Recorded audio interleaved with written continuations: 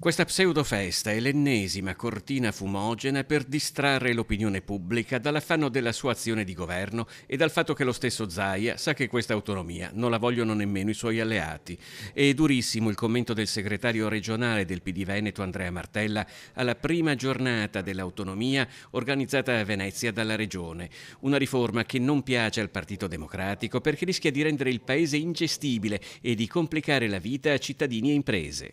Come ho già avuto modo di dire in tante occasioni, noi siamo per l'autonomia, ma per un'autonomia davvero ai servizio dei cittadini e dei territori, non per questa autonomia di Calderoli che rischia di aumentare le diseguaglianze e soprattutto di rendere più difficile la vita ai cittadini e alle imprese del Veneto, perché rischia di creare più debito pubblico, perché rischia di aumentare la burocrazia e rischia di aumentare tutti gli adempimenti a cui già molte nostre imprese sono costrette. Il dibattito non è contro o a favore dell'autonomia. La vera questione, secondo il Partito Democratico, è su come una riforma importante come questa dovrebbe essere fatta. Io non penso che sia una riforma seria perché non garantisce nel nostro paese un equilibrio e penso anche che non sia seria perché è basata su un patto tra le forze politiche del centrodestra destinato a non tenere.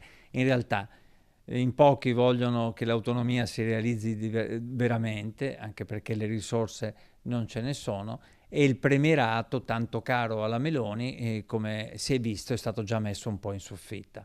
La CGIL del Veneto ha declinato l'invito a partecipare alla giornata organizzata alla Scuola Grande di San Giovanni Evangelista.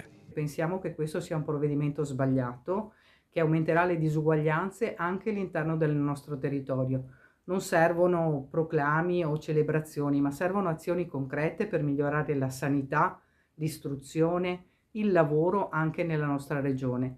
E le lavoratrici e i lavoratori ci chiedono misure concrete e quindi per questo noi abbiamo detto no a questa giornata e di discutere di temi veri e non di fughe in avanti.